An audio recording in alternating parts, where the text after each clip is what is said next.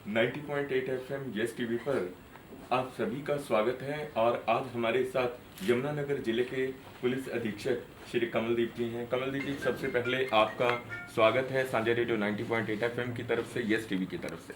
Thank you. Sir, जैसा कि आपने अभी पदभार संभाला है और आप भार को बहुत अच्छे तरीके से संभालते भी आए हैं, तो यमुनानगर से जैसे आप परिचित भी हैं, तो यमुनानगर की कौन सी ऐसी खामियां हैं व्यवस्था को लेकर, सुरक्षा को लेकर, जिसे आप दूर करना चाहते हैं? क्या आपके कदम रहेंगे?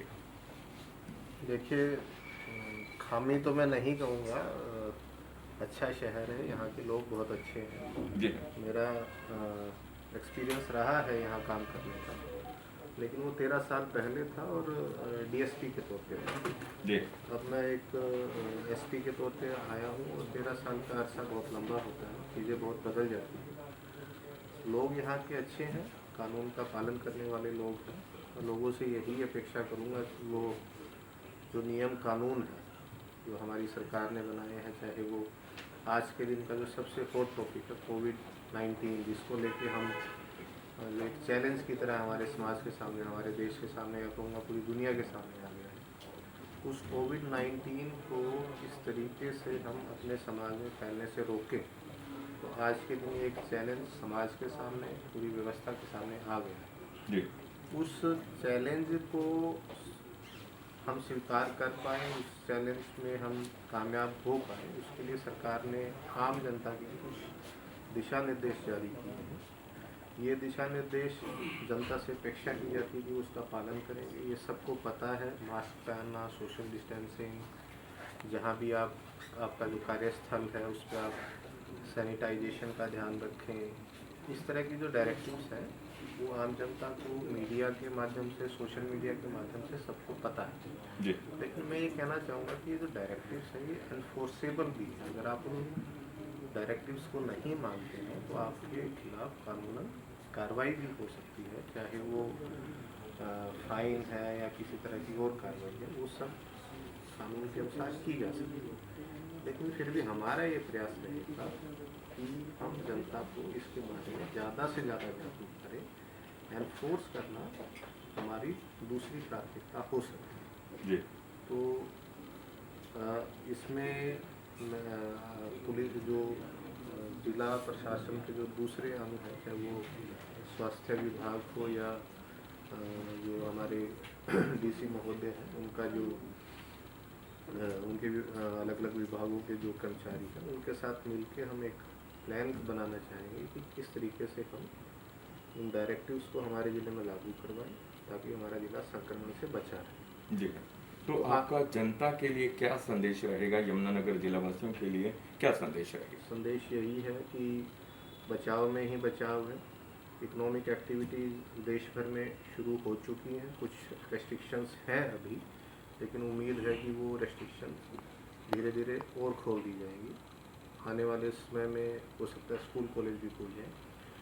तो बचाव में ही बचाव है। हमें कोविड-19 से बचने के जितने भी तरीके हैं उसको अपने जीवन का एक हिस्सा बनाना है। मास्क एक ऐसी चीज़ हो जानी चाहिए जिसके बगैर आप घर से बिल्कुल नहीं निकलेंगे। आपको मतलब जैसे हम घर से बाहर निकलते हैं ध्यान रखते हैं कि मैं अपना मोबाइल तो नहीं भूल गया, मैं अपना पर्स तो नहीं भूल गया।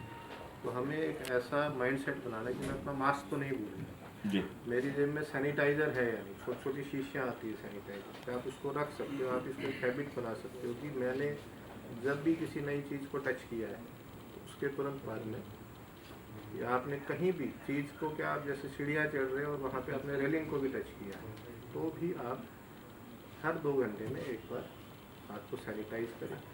अगर आपके पास पानी साबुन उपलब्ध है उस समय पे, तो आप उससे हाथ धोएं।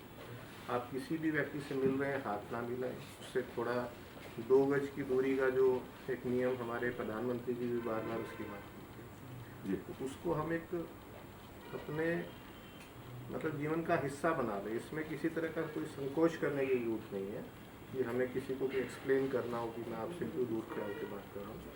सामने वाला आदमी भी समझ रहा है कि क्यों दूर खड़ा होकर बात कर रहा है। तो हमें इसको एक जीवन का हिस्सा बनाना है। हमें अननेसेसरली नहीं ट्रैवल करना। आपको अपनी कामकाज के लिए, ज़रूरी खरीदारी के लिए आप घर से निकलिए, वो इजाज़त है आपको उसको निकलने की, लेकिन बिना किसी ज़रूरत के कहीं भी जाना, सामाजिक कार्यक्रमों में शामिल होना, पार्टियां करना, जो हमारा एक टाइम सरकार ने तय किया है रात का कि जिसमें बिल्कुल निकलने पे पाबंदी है, उस समय निकलना, इन चीज़ों से हमें खुद ही गुरेज करना चाहिए। हम ये ना देखें कि कोई पुलिस आके आपको इस काम के लिए रोकेगी, कोई प्रशासन आके आपको रोकेगा। ये तो आपको अपनी सेहत का खुद ध्यान बहुत ज़्यादा रखना है। जी हमारे जो बड़े बुजुर्ग हैं घर में, जिनमें संक्रमण होने की स्थिति में, जिनके लिए कोविड-19 ज़्यादा फैटल है, जी तो उनको हम बिल्कुल घर से बाहर ना निकलने दें। बिल्कुल क्लियर गाइडलाइन है कि 65 साल से ऊपर के व्यक्ति, 10 साल से कम उम्र के बच्चे, गर्भवती महिलाएं या ऐसे व्यक्ति जिनको मेडिकल कंडीशन, जिनको कोई सीरियस बीमारी है दिल की, फेफड़ों की, उनको बिल्कुल ना निकलने दिया जाए। तो हम कोशिश करें पूरी कि हम इन नियमों का पालन करें। जी सबसे ज़्यादा जो खतरा है वो जो मैंने बताया, 65 साल से ज़्यादा के लोग, 10 साल से कम के बच्चे, गर्भवती महिलाएं, और जो आदमी पहले ही गंभीर बीमारियों से पीड़ित है, उनके लिए एक्स्ट्रा एहतियात रखने की ज़रूरत है। जी बहुत बहुत धन्यवाद हमसे बातचीत करने के लिए। Thank you.